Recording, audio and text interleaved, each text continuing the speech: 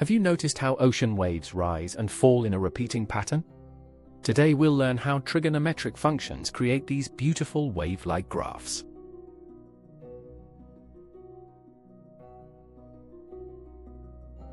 A trigonometric function shows how sine, cosine, or tangent values change as angles increase. The graph plots angle on x-axis and the trig value on y-axis.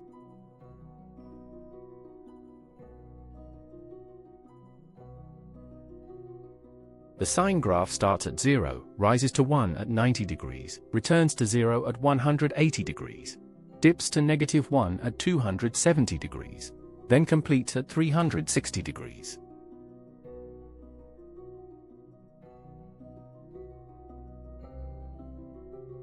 The cosine graph looks similar but starts at 1 instead of 0. It's like the sine graph shifted left by 90 degrees.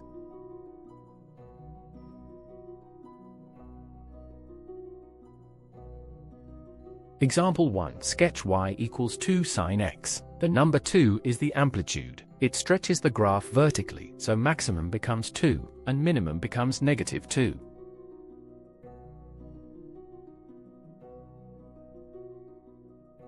Plot key points. 0 at origin, 2 at 90 degrees, 0 at 180, -2 at 270, 0 at 360. Connect them smoothly to complete one cycle.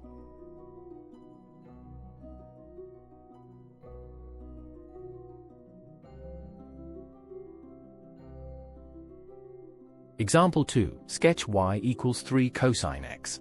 The amplitude is 3, so the graph oscillates between 3 and -3 instead of 1 and -1.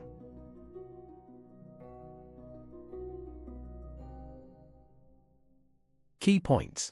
3 at 0 degrees, 0 at 90, -3 at 180, 0 at 270, back to 3 at 360 degrees. The wave is 3 times taller.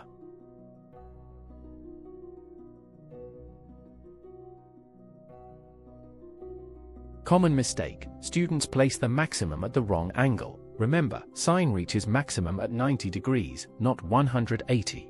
Cosine reaches maximum at 0 degrees.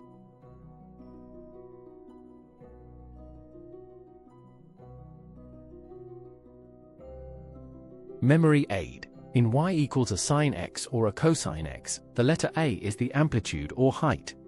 Sine starts from 0 going up. Cosine starts from the top.